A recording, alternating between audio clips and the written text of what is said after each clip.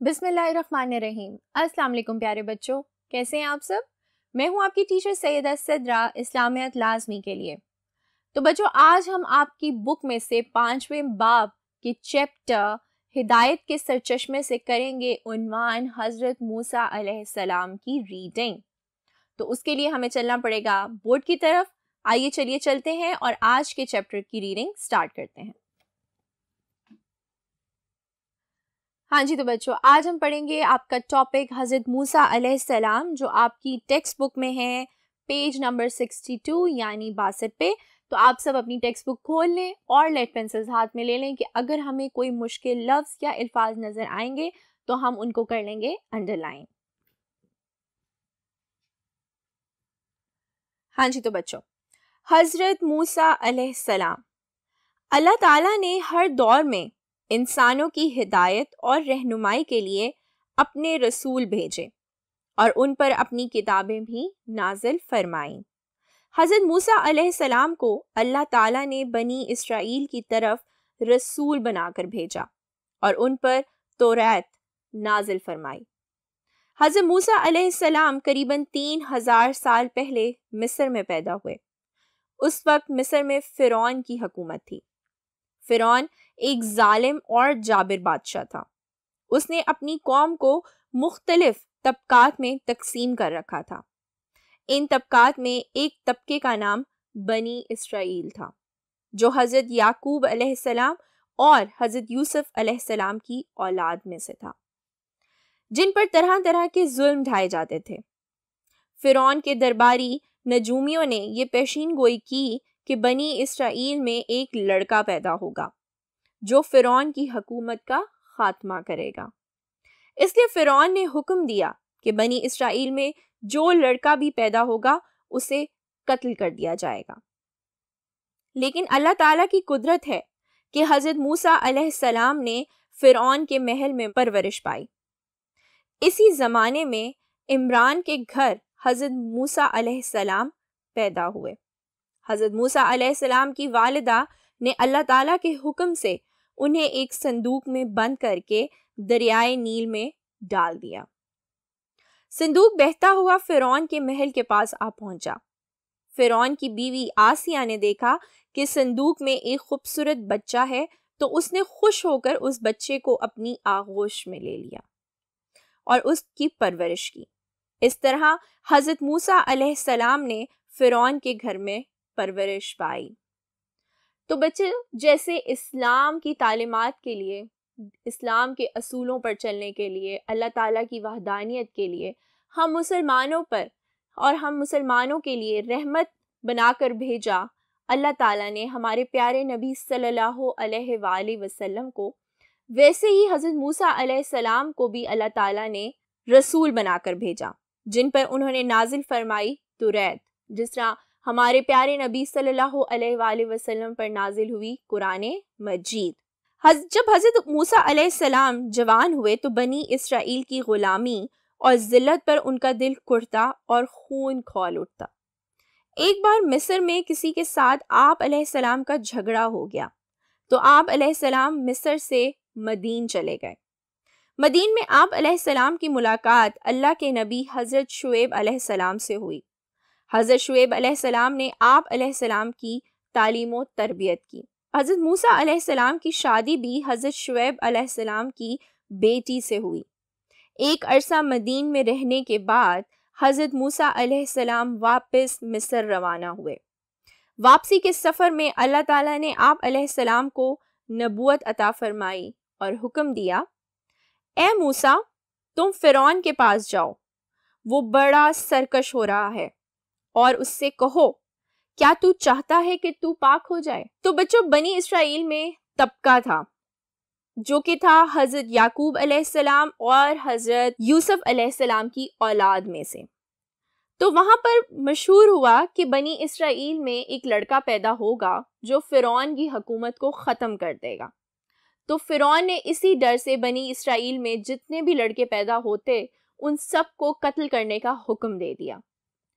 حضرت موسیٰ علیہ السلام پیدا ہوئے عمران کے گھر پہ، اور ان کی والدہ نے ان کو ایک صندوق میں بند کر کے دریائے نیل میں ڈال دیا اور خدا کی قدرت دیکھیں کہ فرعون کی بیوی آسیہ نے وہ صندوق دیکھا اور جب اس کو کھولا تو اس میں ایک بہت ہی پیارا بچہ تھا.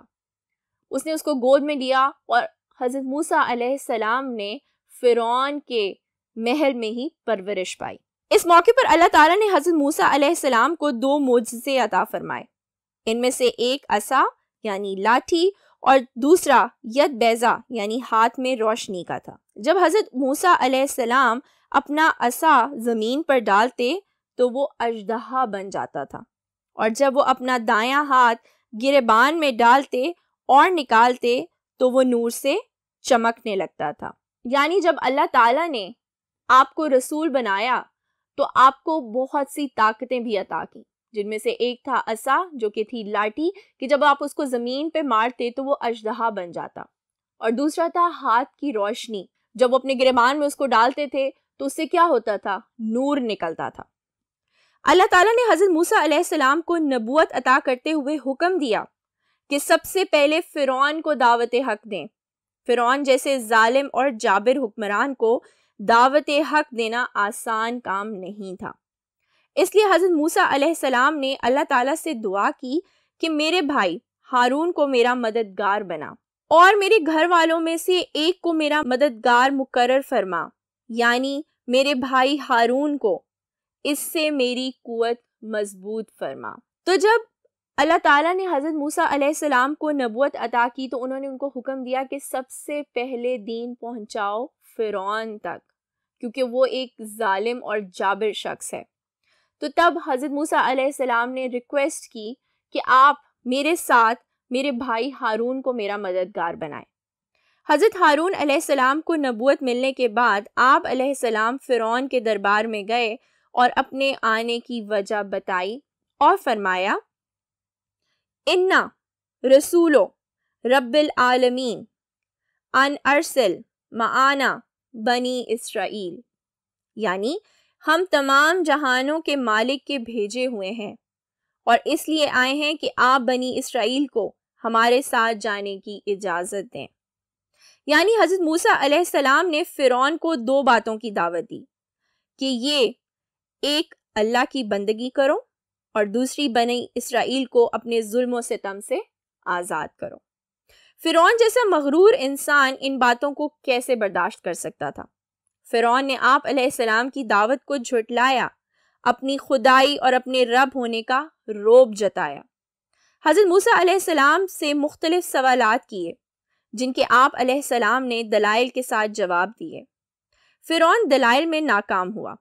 حضرت موسیٰ علیہ السلام نے اپنے دونوں معجزات دکھائے تو فرعون نے درباریوں سے کہا کہ یہ بڑا جادوگر ہے جو جادوگری سے میرا ملک چھیننا چاہتا ہے.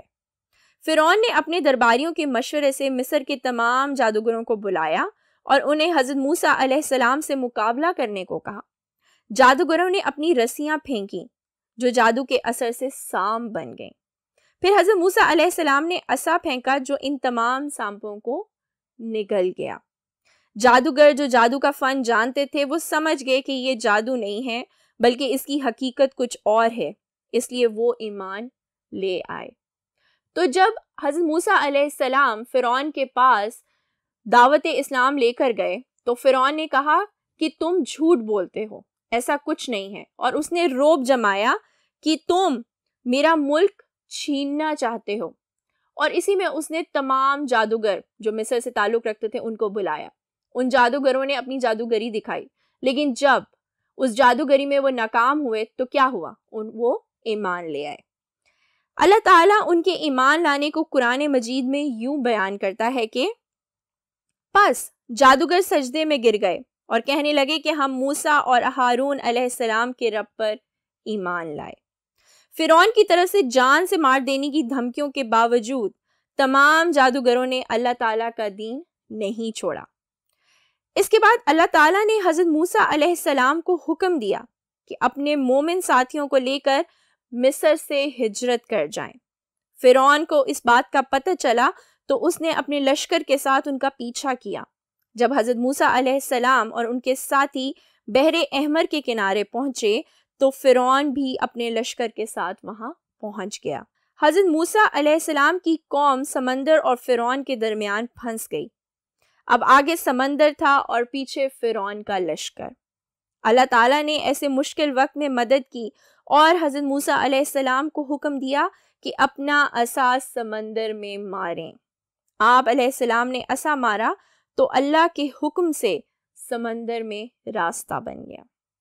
حضرت موسیٰ علیہ السلام قوم کو لے کر سمندر سے گزر گئے اور فرعون بھی اپنے لشکر سمیت سمندر میں اتر پڑا تاکہ اس خشک راستے سے سمندر پار کر سکے، مگر اللہ کے حکم سے سمندر کا پانی آپس میں مل گیا۔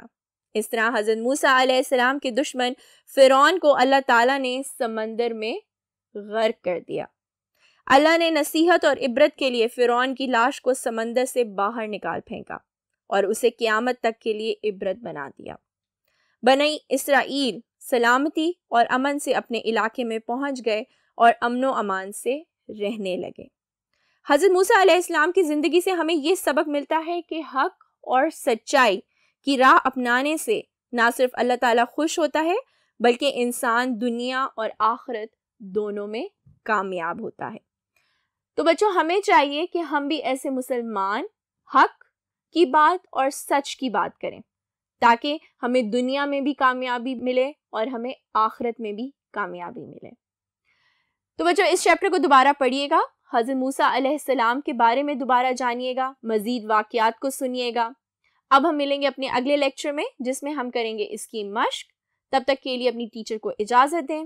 اللہ حافظ۔